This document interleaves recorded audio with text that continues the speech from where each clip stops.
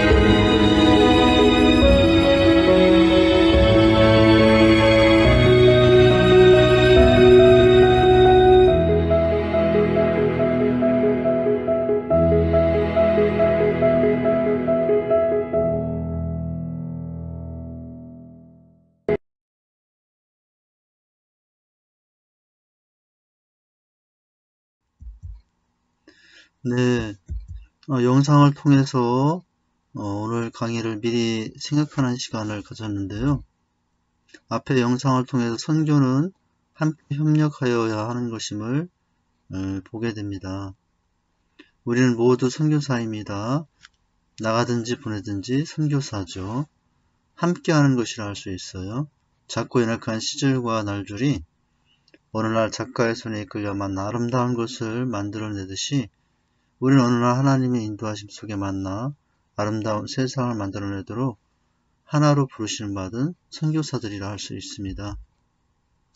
우리는 모두 맡은 작은 자리에서 역할을 다하다 보면 어느새 하나님의 계획을 이루는 선교사들이 될 겁니다. 찌실과 날실이 서로 교차되고 조화를 이루며 직조되듯이 선교에도 찌실과 날실이 있습니다. 나아가는 선교사, 보내는 선교사죠. 나아가는 선교사와 보내는 선교사로 서로 조화를 이루며 협력하여 하나 될 때 민족과 혈방한 선교는 아름답게 진행될 것입니다.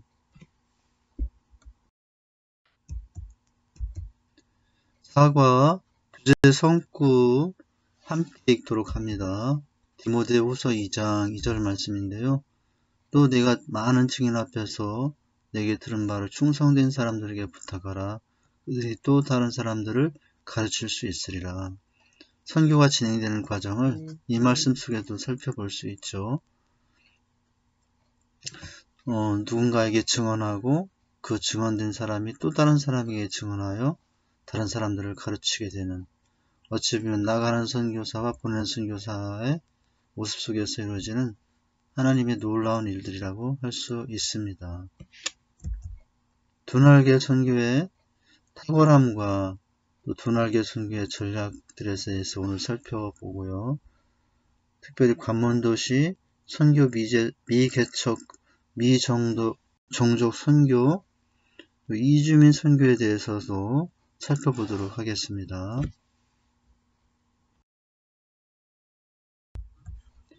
서론을 같이 읽어보도록 합니다. 필리핀 메트로 마닐라에 있는 마닐라 두날개 교회는 한국의 여러 교회에서 파송한 선교사들이 함께 모여 현지인을 복음으로 구원하고 그들을 양육과 훈련을 통해 지인산 사역자로 세워 필리핀과 동남아시아를 복음화하는 선교적 교회입니다. 현재 마닐라와 마리끼나이에서 수백 개의 행복 모임이 열어 복음을 전하고 다국적 성도들이 함께 모여 축제 예배를 드리고 있습니다.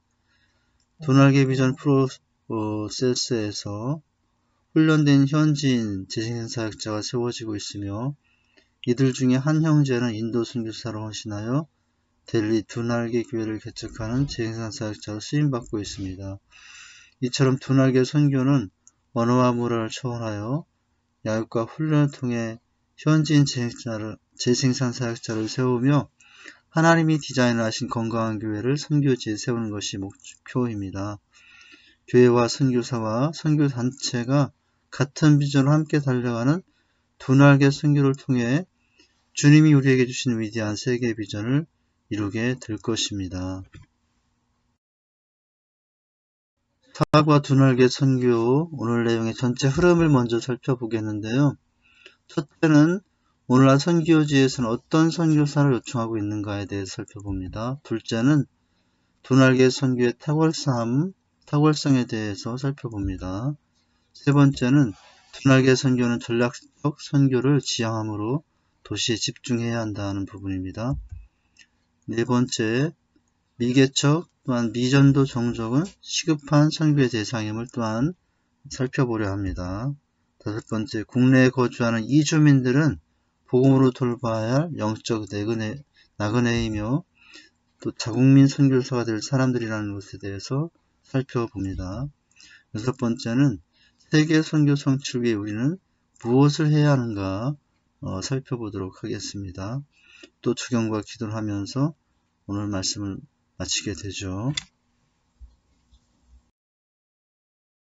1번입니다. 오늘날 선교지에서는 어떤 선교사를 요청하는가? 세 가지를 살펴보게 될 겁니다. 재생산 사역자를 필요로 하고 전문인 사역자와 또 팀 사역자를 필요로 한다는 것을 깨닫겠는데요. 첫째, 재생산 사역자가 요청되고 있습니다.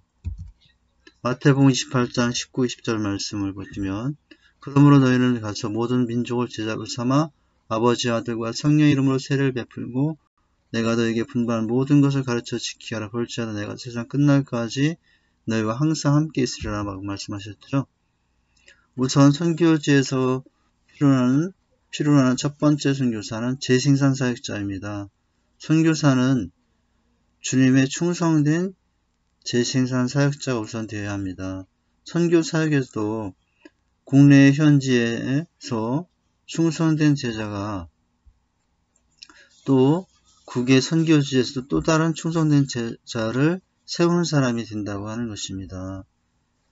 이렇게 국내에서 재생산, 행복 모임이나 또 기타 여러 섬김을 통해서 재생산을 해본 사람이 선교지에서 또한 또 다른 사람을 세운다는 거죠.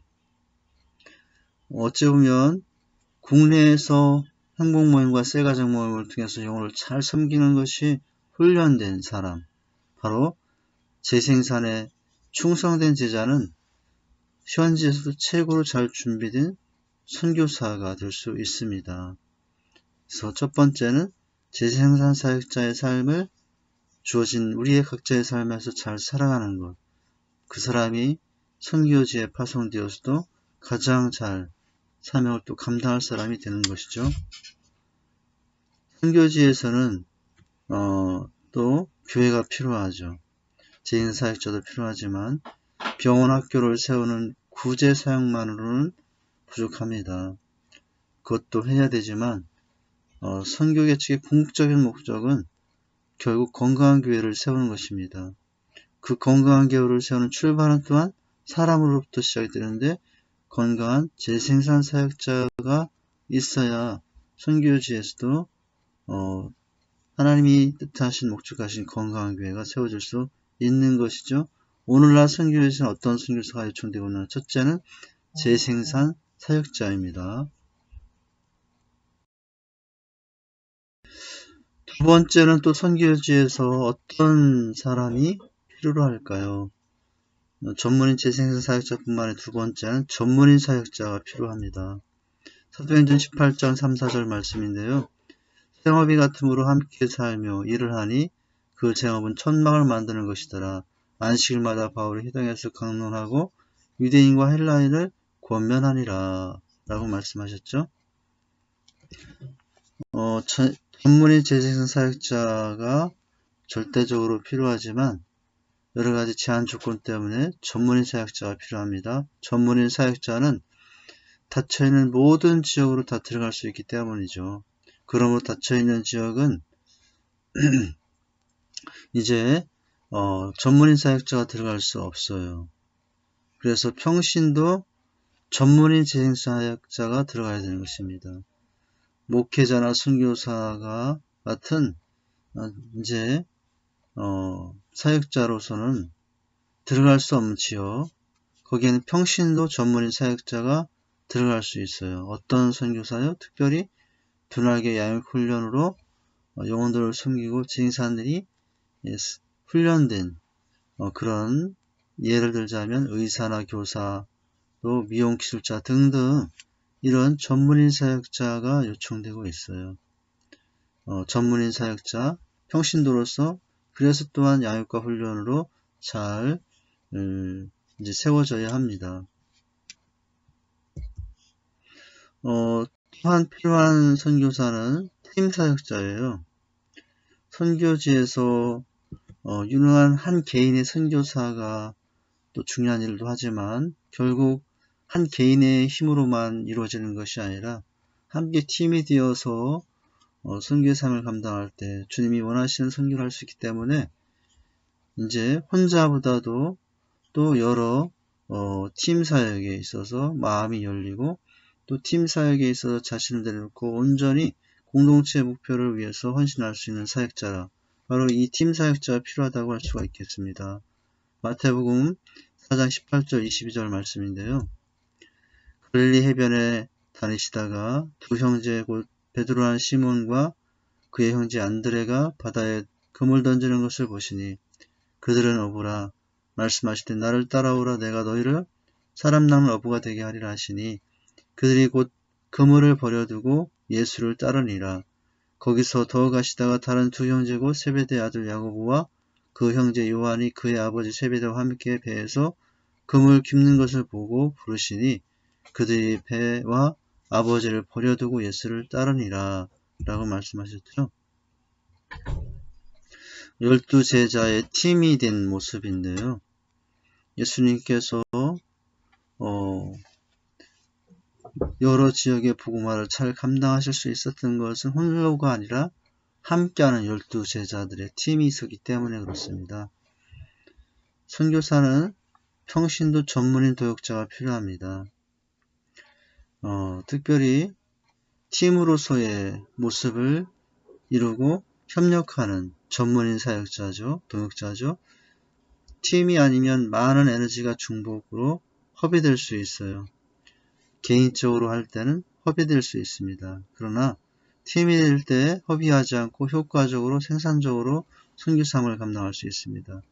주님과 같은 비전으로 팀으로 달려갈 때 특별히 순종하는 훈련된 제자, 그러면서도 충성된 제자가 필요합니다. 이런 사람이 모였을 때 팀 사역이 가능합니다. 팀으로 연합할 때 더 효과적입니다. 자기 주장을 않고 팀 사역에 협력할 줄 아는 팀 사역자가 절실히 필요하다고 할 수 있어요. 그래서 오늘날 선교지에는 이와 같이 세 가지 선교사, 재생산 사역자, 두 번째는 전문인 사역자, 세 번째는 팀 사역자가 필요하다고 할 수 있습니다. 두 번째, 두날개 선교의 탁월성은 무엇인지 살펴봅니다. 특별히 두날개 선교의 특징은 팀 사역으로 이루어지고 있는데요. 첫째, 탁월함입니다. 전 세계 두날개 네트워크가 연합하여 세계 선교를 위해 기도하고 참여하게 되죠.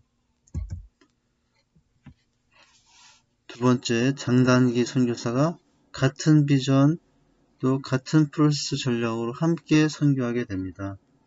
그래서 이 두날개 선교의 탁월함이 여기에 있어요. 교회가 달라도 다른 교회에서 똑같은 양육과 주제로 말씀으로 훈련을 받았기 때문에 모여도 전혀 이질감 없이 이렇게 잘 사역하게 됩니다. 먼저 국내에서의 두날개 네트워크를 통해서 사역들이 교류가 되고 공통적인 사역들을 통해서 하나님의 간증이 똑같이 이루어지기 때문이고요. 또 교회가 달라도 같은 비전, 같은 프로세스로 같은 전략으로 하게 되죠. 교회가 달라도 각각의 교회에서 행복 모임이 열려지고 제자 훈련이 이루어지지만 현지에서 파송되어 팀이 될 때는 어떻습니까?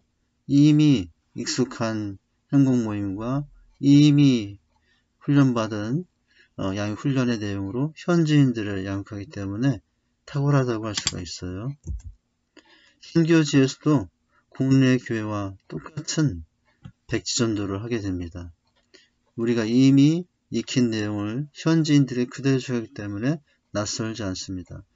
현지에서 이루어지고 있는 행복 모임이 또 선교지에서 현지인들과 함께 이루어지기 때문에 또 효과적입니다. 세계 비전 제자 훈련이 내용이 그대로 선교 현지에서도 그들의 언어로 진행되기 때문에 효과적이라고 할 수 있습니다. 이렇게 같은 전략으로 이루어져서 개인적인 사역의 흐름도 변하지 않고 이미 익숙한 체계와 말씀으로 현지인들에 닿기 때문에 더 자신감으로 또 담대함으로 감당할 수 있는 특징이 있습니다. 디도서 3장 12절 말씀에 보면 이런 말씀이 있죠. 내가 아델마와 두기고를 내게 보내리니 그때 내가 급히 니고 볼리로 내게 오라. 내가 거기서 겨울을 지나기로 작정하였노라. 바울의 선교사를 보면은 바로 이와 같은 모습을 생각할 수 있습니다. 바울은 장기 선교사라면 두기고는 단기 선교사로 섬긴 모습인데요. 교회가 선교사에게 바로 주역이 됩니다. 교회의 비전을 나의 비전으로 받은 훈련된 제자들이 선교사로 가서 봐도 훈련된 그 내용을 가지고 현지인들을 양육하기 때문에 섬기기 때문에 탁월하다고 할 수 있어요. 교회는 같은 비전으로 선교사를 관리하고 파송하여 후원하고 또 세계 제자 비전 선교를 이루게 되는 그런 모습이 있게 됩니다. 국내 교회와 현지 교회가 다 같은 말 같은 뜻으로 같은 행복 모임을 통해서 같은 양육 훈련을 통해서 세워지기 때문에 현지 교회와 또 국내 교회와 이제 선교지의 현지 교회에 이질감이 없습니다. 이런 탁월함이 있게 됩니다. 세 번째의 두날개 선교팀의 탁월함인데요. 해외 아울리치를 통해 짧은 기간이지만 선교지에 실제적인 도움을 줍니다. 단기간 현지 사역인 해외 아울리치 사역에 참석하여도 이미 국내에서 훈련받은 같은 비전, 같은 전략으로 그 짧은 기간에 함께 협력하여 선교가 진행되기 때문에 특별히 또 다른 훈련을 받을 필요가 없이 바로 같은 말씀으로 같은 비전으로 현지에 가도 바로 사역에 참여할 수 있는 그런 탁월함이 있습니다.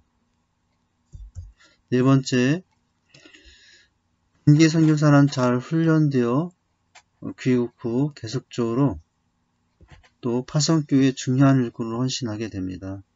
이미 훈련받았던 내용을 가서 또 해외 현지 선교교회에서 사역을 하기 때문에 돌아와서는 이 비전과 사역의 탁월함을 알고 또 같은 비전으로 더 충성스럽게 달려가는 일꾼들로 세워지는 은혜가 있게 되는 거죠. 이와 같이 두날개 선교사역의 탁월함은 네 가지의 모습으로 생각할 수 있어요. 연합하여 세계 선교를 이룸에 있어서 현지에 가서도 개교회들이 모일 수도 전혀 혼선이 없이 하나된 내용으로도 하나된 전략으로 접근하게 됩니다. 그래서 또한 이 사역을 통해서 현지 교회가 선교지 현지 교회가 건강하게 세워질수록 국내 교회도 또 도전을 받고 국내 교회가 도전을 받아 현지에 더 아름답게 선교가 이루어지는 서로 간의 상승 효과가 있는 그런 선교의 내용이 될 수 있죠. 세 번째 내용입니다. 두날개 선교는 전략적인 선교를 지향함으로 도시에 집중해야 한다라는 것이에요. 첫째, 그렇다면 왜 도시에 집중해야 하는가? 이유는 무엇일까 하는 거죠. 요한계시록 1장 11절입니다. 이르되 네가 보는 것을 두루마리에 써서 에베소, 서머나, 보가모, 두아데라, 사데, 빌라델비아, 라오디게 등 7교회에 보내라 하시기로. 여기 지금 읽은 말씀의 7개 교회는 이제 예수님 당시에 요한이 이제 편지를 쓰면서 썼던 대상 지역인데요. 바로 이곳들이 다 도시 지역이었죠. 특별히 지금도 마찬가지인데 도시화로 인해서 많은 사람이 주로 도시에 모이기 때문입니다. 도시화의 진행 상황을 한번 살펴보면요. 1800년에는 단 4%만 도시에 살았다고 해요. 국경이 1000만 명 정도였다고 합니다.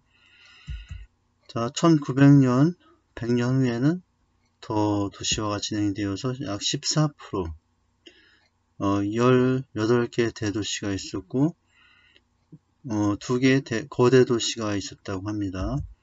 또 100년이 지나서 2000년에는 무려 51%가 도시에 살아요. 20개의 초고대 도시가 생겼고 또 79개의 거대 도시가 형성이 되고 또 433개의 대도시가 이제 있게 됐다고 하는 거죠. 또 100년이 지나서 2100년에는 어떤 일이 어떻게 될 것인가? 아직 우리도 지금 한 80명 정도 남았는데요. 그때가 되면 세계 인구의 단 10%만 농촌에 있을 것이랍니다. 나머지 90%는 도시에 거주하게 될 거라는 거죠. 농촌을 무시하는 말이 아니라 주로 사람들이 많이 있는 곳부터 선교하고, 또 그럴 때 더 많은 사람들이 복음을 전할 수 있기 때문에 복음화의 효과를 위해서 이렇게 전략을 가질 수 있는 거죠.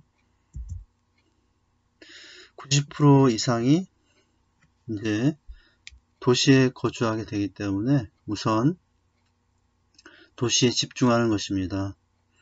도시를 장악하라 라고 우리가 이제 주제를 정할 수 있죠.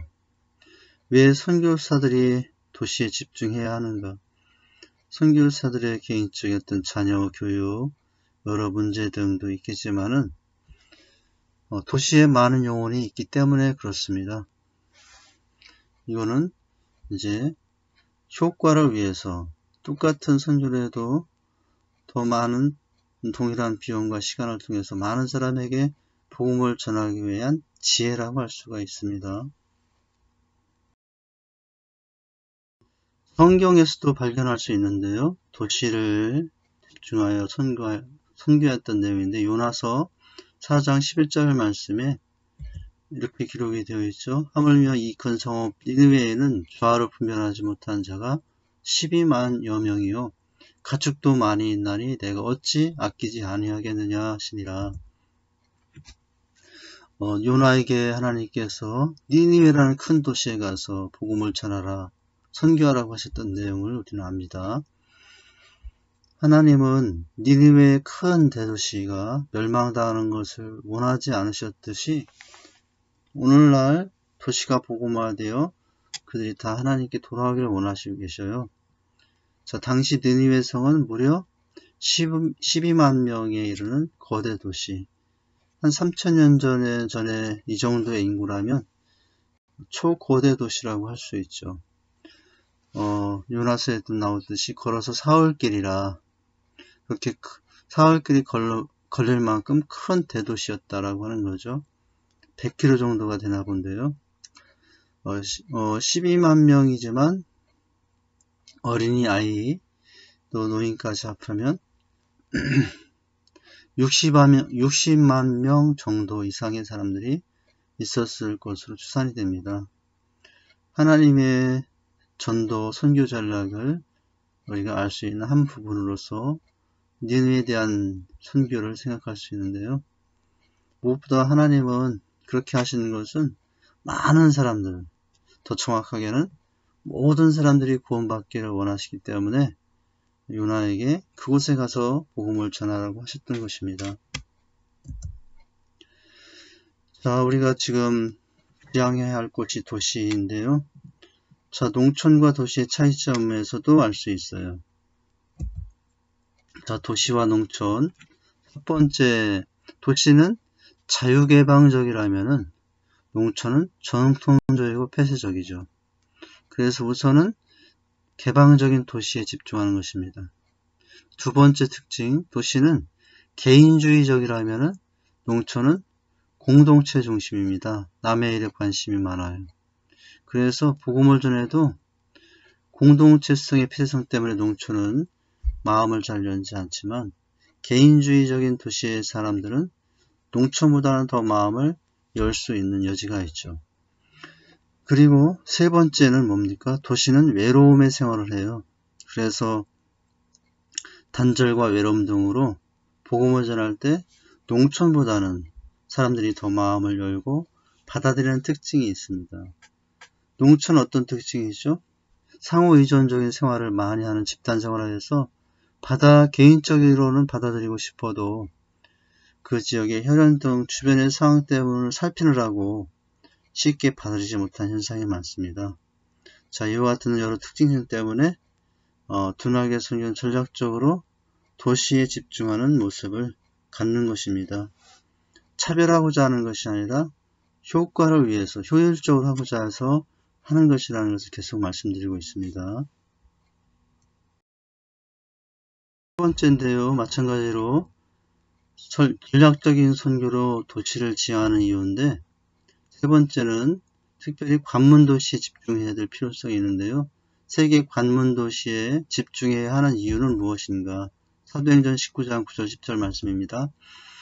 어떤 사람들은 마음이 굳어 순종하지 않고 무리 앞에서 이 도를 비방하거늘 바울이 그들을 따라 제자들을 따로 세우고 두란노 세원에서 날마다 강론하니라. 2해 동안 이같이 하니 아시아에 사는 유대인이나 헬라인이 다 주의 말씀을 듣더라. 관문도시 두란노 서원.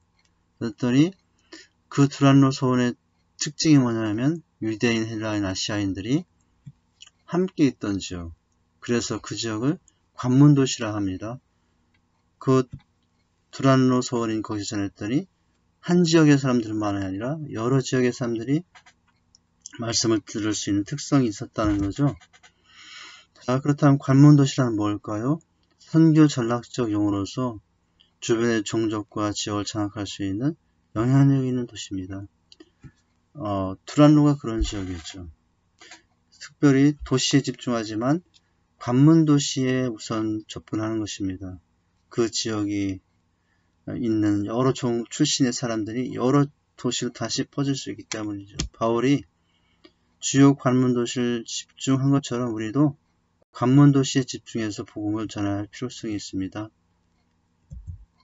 네 번째, 교회들이 연합하여 두 날개로 날아온 건강한 교회를 전 세계 관문도시에 세우고자 합니다. 그래서 우리 두 날개는 12전선을 세워서 관문도시 집중으로 우선 접근하여서 세계 복음화를 하려고 하고 있습니다. 자, 이와 같이 이제 두 날개 선교의 탁월함을 말씀드리면서 특별히 도시에 집중하는 이유들을 살펴보았어요. 농촌과의 차이점을 말씀드리면서 또 도시 중에서도 관문도시가 얼마나 중요한가를 살펴보았습니다. 네 번째 내용은 미개척, 미전도 종족은 시급한 선교 대상이다 라는 부분입니다. 현대 선교에 있어서 관문도시 집중으로도 하지만 지역을 가를 때는 관문도시, 도시지역을 집중으로 또 사람을 기준으로 해서 집중해야 될 부분은 미개척 종족이고 미전도 종족입니다. 자, 요한계시록 14장 6절 말씀을 보시죠. 또 보니 다른 천사가 공중에 날아가는데 땅에 거주하는 자들 곧 모든 민족과 종족과 방언과 백성에게 전할 영원한 복음을 가졌더라. 이제 모든 민족, 종족, 방언과 백성 바로 이 부분이 요한계시록에 기록된 미개척, 미전도 종족과도 연관이 되는 말씀이죠. 자, 그렇다면 우선은 미전도 종족은 무엇인가? 미전도 종족을 이해해야 한다. 자, 우선은 종족이라는 그렇다면 무엇인가? 그들 스스로 공통적인 친밀감을 가지고 있는 개인들의 집단으로서 대단히 큰 인종, 언어학적 집단이라고 할 수 있어요. 종족은. 그러니까 정서적인 공감, 같은 언어를 통해서 그렇게 할 수 있는 종족. 또 쉽게 말해서 종족이란 동일한 언어와 문화를 가진 커다란 인종 언어학적 집단의 사람들을 말해요. 자, 종족의 개념을 우리가 살펴보았습니다. 자, 그렇다면은 종족 중에서도 전도 종족이 아니라 미전도 종족이란 뭐겠습니까? 한마디로 아직도 전도가 되지 못한 종족이겠죠. 자, 타문화권의 도움 없이 자신의 종족 스스로 복음하기 위한 적절한 사람들이나 자원이 될 수 있는 독립적인 그리스도인의 공동체가 없는 집단이라고 말할 수 있어요. 복음을 들어보지 못해서 스스로 복음화될 수 없는 종족 집단이에요. 누군가는 가서 전해줘야만 드디어 복음을 알 수 있는 종족이에요. 선교학적 측면에서는 각 종족당 기독교인이 5% 이하의 종족을 미전도 종족의 범위에 포함시킨다고 그래요. 그러니까 이제 이들에 대한 시급한 선교의 필요성이 있는데 미전도 종족입니다. 우리가 지금 살펴본 것은 두 번째입니다. 그렇다면 미개척, 미전도 종족은 구체적으로 어느 정도일까요? 누구일까요? 자, 미개척, 미전도 종족, 현재 남은 6,400여 미전도 종족 중에서 사역적 조건을 시도조차 못한 영적 고아 상태를 가진 3,305 종족을 말한다고 그럽니다. 그러니까 아직도 복음화율이 세계적으로 많이 이루어졌음에도 불구하고 종족으로 따지면 절반 이상 복음을 아직 받지 못하고 있는 상태죠. 그렇다면 세 번째, 미개척, 미전도 종족의 현상은 어떠한가? 이제 639 종족으로서 79개 국가에 6억 명에 이르는 상태라고 합니다. 이 중 70%에 집중하는 거죠. 이제 인도가 가장 많다라고 합니다. 약 310종족 정도가 되는 거죠. 자, 그렇다면 이와 같은 상황에서 어떻게 선교해야 될까? 네 번째입니다. 교회들이 홀로가 아니라 개별적으로 아니라 팀으로, 즉 연합하여 미개척, 미전도 종족이 집중된 곳에 선교사를 파송하고 지원하는 것. 이렇게 하는 거죠. 차별을 말하는 것이 아니라 효과를 위해서 집중하는 것을 의미합니다. 이제 다섯 번째 살펴보도록 합니다. 지금 우리가 현대 선교에 있어서 집중적으로 해야 될 선교 대상, 도시, 특별히 관문도시, 또 종족, 특별히 미전도 종족. 자, 그런데 이번에는 타문화권 현지로 가지 않고 기존에 우리가 있는 우리 문화권으로 들어오는 이방인들, 이주민을 향한 선교 전략입니다. 자, 국내 거주하는 이주민들은 복음으로 돌봐야 할 영적 나그네이며 자국민 선교사가 될 사람들이다 라는 거입니다. 자, 마태복음 25장 35절입니다. 내가 줄일 때 너희가 먹을 것을 주었고 목마를 때 마시게 하였고 나그네 되었을 때 영접하였다 라고 말씀하셨죠. 자, 이주민이 누굽니까? 이제 우리 이 주변에 들어온 이방인들인데요. 이주 노동자로 들어와 있습니다. 외국인 유학생으로 들어와 있습니다. 국제결혼 이주 여성으로 들어와 있습니다. 다문화 자녀 가정으로서 우리 곁에 있습니다. 자, 이들이 또 선교사가 될 나중에 언젠간 자국민 선교사가 될 수 있는 사람들이죠. 자, 국내 이주민 현황은 어떠한가? 2012년 현재 230개국에서 140만 명의 외국인 이주민이 한국에 정기 거주하고 있다라고 그래요. 또한 이제 비정기적으로 거주하는 분들도 있죠. 한국 사회는 이미 다문화 사회가 되었습니다. 특별히 이슬람이 많아지고 있는 상황 가운데 있어요. 자, 그래서 우리가 선교를 생각할 때 이제 선교의 개념을 꼭 외지에 나가서만이 아니라 우리 이 땅에 들어와 있는 외지인들이 대상이 될 수 있다. 그래서 국내 이주민을 언젠가 그들의 나라로 돌아갈 자국민 선교사로 세우는 것, 이것이 또 다른 선교의 한 영역이다 라고 하는 것입니다. 여섯 번째입니다. 세계 선교 성취를 위해 우리는 무엇을 해야 하는가를 살펴보죠. 정기적으로 기도해야 합니다.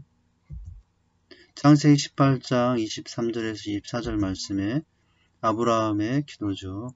아브라함이 가까이 나가 이르되 주께서 의인을 악인과 함께 멸하려 하시나이까 그 성 중에 의인 50명이 있을지라도 주께서 그것을 멸하시고 그 50 의인을 위하여 용서하지 아니하시리이까.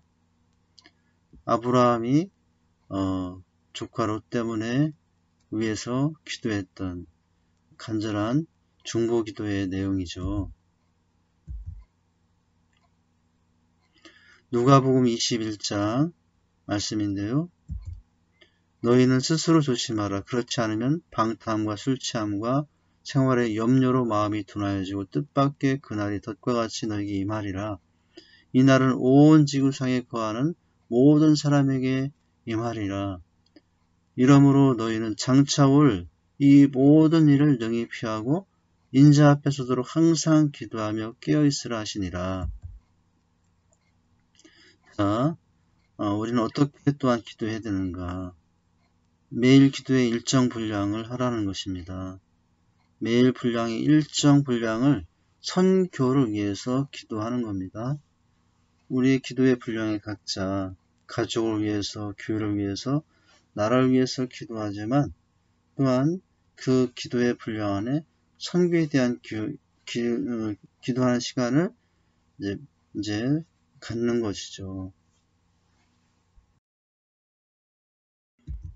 자, 세계 선교를 위해서 우리가 무엇을 해야 되는 첫 번째 기도고요. 두 번째는 나아가는 선교사로 헌신할 수 있어요. 이사야 6장 8절 말씀에 내가 또 주의 목소리를 들으니 주께서 이르시되 내가 누구를 보내며 누가 우리를 위하여 갈고 하시니 그때 내가 이르되 내가 여기 있나이다 나를 보냈소 하였더니 이사야는 하나님의 부르심에 응답하여 직접 하나님께서 보내신 곳으로 나가는 선교사가 되었습니다. 우리도 얼마든지 또 누구든지 하나님의 특별한 부르심의 섭리 안에서 나가는 선교사가 될 수 있습니다. 꼭 지금 어떤 신학을 공부했거나 또는 여러 가지 자질을 갖추고만 나가는 것이 아니라 전문인 사역자로도 나갈 수 있죠. 교사로서 또 기술자로서 이제 나가는 선교사가 될 수 있죠. 사도행전 13장 2절 3절입니다. 주를 섬겨 금식할 때 성령이 있으되 내가 불러 시키는 일을 위하여 바나바와 사울을 따로 세우라 하시니 이에 금식하고 또 기도하고 두 사람에게 안수하여 보내니라. 바울과 바나바가 나가는 선교사로 보냄을 받는 장면입니다. 바울과 바나바는 성령의 부르심에 응답하여 나가는 선교사가 되었어요. 두 날개 선교의 지향은 뭡니까? 10분의 1의 선교의 원리를 가지고 있습니다. 셀더의 10분의 1이 선교사로 헌신할 수 있고 또 수입의 10분의 1은 선교비로 보낼 수 있는 그런 헌신자들이 세워지는 거죠. 자, 이렇게 이제 나아가는 선교사가 되는 것, 우리가 해야 할 또 다른 일 중에 하나입니다. 기도하는 것, 나아가는 선교사가 되는 것. 자, 세 번째는 무엇일까요? 세 번째는 보내는 선교사가 되어 기도와 물질로 적극 동참하는 것이죠. 빌립보서 4장 15, 16절 말씀입니다. 빌립보 사람들아 너희가 알거니와 복음의 시초에 내가 마게도나를 떠날 때에 주고받은 바 내 일에 참여한 교회가 너희 외에 아무도 없었느니라. 데살로니가에 있을 때에도 너희가 한 번뿐 아니라 두 번이나 나의 쓸 것을 보내었노라 라고 말씀하시죠. 빌립보 교회는 바울을 위해 자신들의 빈궁한 삶에도 불구하고 옥에 갇힌 바울 선교사를 위해서 적극적인 후원으로 바울의 힘이 되어줬고 위로가 되어줬습니다. 선교에 동참하였죠. 오늘 말씀에 내 일에 참여한 교회가 너희 외에 아무도 없었다. 내 일이라는 것은 바울이 선교 사명을 감당하면서 치러야 될 모든 대가를 말합니다. 이렇게 우리는 나가는 선교사도 선교하지만 또 선교 현지를 위해서 기도와 물질로 후원하는 보내는 선교사도 될 수 있어야 합니다. 사도행전 4장에서도 살펴볼 수 있는데요. 구브로에 난 레위족 사람이 있으니 이름은 요셉이라 서로들이 일컬어 바나바라 번역하면 위로의 아들이라 하니 그가 밭에 있음에 팔아 그 값을 가지고 사도들의 발 앞에 두니라. 바나바는 밭을 팔아 사도들의 드림으로 선교에 동참하였죠. 기도와 물질로 동참하는 것이죠. 보내는 선교사가 된 것입니다. 그의 별명대로 그 물질적인 후원이 큰 위로가 되게 하셨습니다. 성도는 받은 바 축복을 자원하여 나눌 수 있어야 됩니다. 즉 나가는 선교사도 선교사지만 현지에 있는 그들을 위해서 기도할 뿐만 아니라 물질적인 후원을 하여 동참하는 것. 우리 교회 같은 경우도 매월 작정 선교 헌금을 통해서 후원하기도 하죠. 자, 그러고 있다면 나는 어떤 선교사입니까? 보내는 선교사도 되어 있는 것입니다. 아직 선교 현장에 향한 물질적인 후원에 동참하지 못하는 분들은 같이 참여하여서 또 보내는 선교사가 될 수 있기를 소망합니다. 자, 세계 선교 성취를 위해서 우리는 기도할 수 있습니다. 또 나아갈 수 있습니다. 보낼 수 있습니다. 다시 한번 내용을 정리해보면요. 예수님의 제자인 우리는 모두 다 선교사입니다. 제자 양으로 함께하고 있는 당신은 이미 준비된 선교사입니다. 하나님은 당신을 선교사로 부르셨습니다. 모든 인생과 열방이 구원받고 돌아오기를 기다리는 하나님의 아버지의 마음으로 나가든지 보내든지 이제 선교의 사명을 감당해야 합니다. 이제 당신은 주님의 이미 준비된 제자이기 때문입니다. 지금까지 양육훈련으로 함께한 것은 또한 열방이 돌아오기를 기다리신 하나님의 소원을 이루기 위한 이 비전에 동참하기 위한 것이었습니다. 우리의 모든 양육부터 1, 2, 3, 4학기의 훈련의 모든 과정은 결국 땅까지 이 땅을 복음화시키려 원하시는 주님의 비전, 아버지의 비전에 동참하기 위한 것입니다. 하나님이 디자인하신 건강한 교회는 받은 주님의 세계 비전을 이루기 위해 선교하는 교회, 또 선교하는 성도들이 될 수 있어야 되죠. 선교는 주님이 다시 오실 때까지 열정적으로, 지속적으로 감당해야 할 귀한 사명이라고 할 수 있습니다. 바로 우리가 주어진 삶을 또 살아가면서 이 작은 삶들이지만 주님의 이 선교에 동참하는 자 되기를 원하시고 계십니다. 하나님께서는 기도로 동참하고 후원으로 동참하고 혹은 나가는 사역으로 단기 해외 아울렛지 사역에 동참하고 또는 실제 부르심에 응답할 수도 있고요. 자, 이렇게 해서 우리는 선교 사명을 감당할 수 있어야 하겠습니다. 적용과 나눔입니다. 자, 적용. 이번 과의 가르침에서 새로 깨달은 것과 적용하여 실천하고자 하는 것을 기록한 후 서로 나눠보자. 오늘 마지막 선교 비전의 트레이닝으로서 두 날개로는 건강한 교회, 선교에 대해서 살펴보았어요. 자, 여러분 교재를 한번 다시 보시면서 흐름을 보면 어떻습니까? 첫째가 무엇이었죠? 오늘날 세계 선교지에서는 어떤 선교사를 요청하고 있는가? 재생산 사역자를 요청하고 있고요. 전문인 사역자와 팀 사역자를 요청하고 있습니다. 이 두 날개 선교의 탁월함은 무엇이었는가? 전세계 두 날개 네트워크와 연합하여 세계 선교를 위하여 기도하고 참여할 수 있다. 장단기 선교사가 같은 비전과 같은 프로세스 전력으로 언제든지 바로바로 함께 할 수 있다는 것입니다. 또 해외 아울리치를 통해 짧은 기간이지만 선교지에서 바로 가서 실제적인 도움을 줄 수 있는 그런 사역이 될 수 있고요. 단기 선교사는 잘 훈련되어 귀국한 후 속한 개교회에서 또 중요한 일꾼으로서의 이 비전을 감당해내는 탁월한 헌신자가 될 수 있어요. 세 번째, 두 날개 선교의 전략적인 선교 지향으로서 현대 선교에 관련하여 우리가 어디에 집중해야 되는가? 도시에 집중해야 됨을 말씀하고 있고요.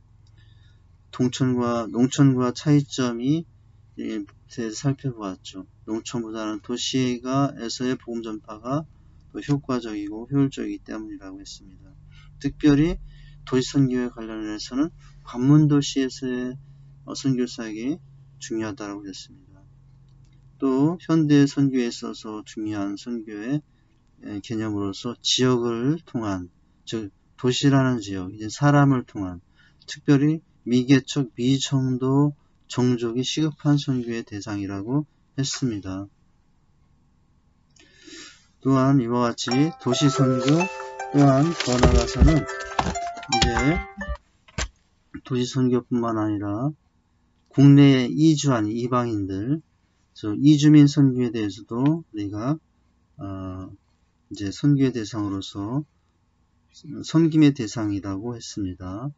그들이 언젠간 돌아가 차국 선교사로서의 사명을 감당할 수 있도록 훈련하여 세우는 것이죠. 그렇다면은 이 선교를 위해서 마지막으로 우리가 해야 될 것은 첫 번째는 정기적으로 기도하고, 두 번째는 나가는 선교사로서 헌신할 수 있고, 세 번째는 보내는 선교사로서 정기적인 후원을 통해서 감당할 수 있다고 했습니다. 우리가 지금까지 이 제자양육 훈련하여 여기까지 온 것은 바로 이 주님의 비전에 동참하기 위해서였다는 것을 생각할 수 있었습니다. 자, 이렇게 적용을 각자 이제 하면 됩니다. 그리고 이제 기도합니다. 나가든지 보내든지 두날교 선교사로 살아가도록 간절히 부르짖고 기도하자. 여기까지 강의를 마쳤는데요. 강의와 함께 또한 한 주간의 삶이 중요하다고 했습니다. 하나님 앞에서의 수레바퀴의 삶, 강의 한 시간보다 더 중요한 한 주간의 삶이라고 그랬죠. 하나님 앞에서 교제 예습, 또 묵상 큐티, 성경 읽기, 암송 전도, 또 소그룹 모임, 독후감, 책 읽기 등을 잘 감당해 주시면 됩니다. 특별히 독후감은 나가든지 보내든지 하라 라는 책입니다. 다음 주까지 이 책의 독후감을 이제 준비하시면 되겠습니다. 다음 이제 강의 안내입니다. 오늘까지 해서 선교비전 트레이닝은 끝나게 되고요. 이제 다음 학기, 다음 시간 내용으로서는 독후감을 준비하면 되고요.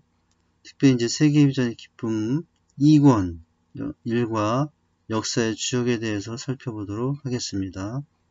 잘 준비하시면 됩니다. 감사합니다. 수고하셨습니다. 분할개로 날아오는 건강한 교회를 세우는 세계비전의 기쁨반입니다. 전 세계 곳곳에 재생산 사역자를 세워 건강한 셀을 확장하며 모든 민족을 제자로 삼는 것입니다.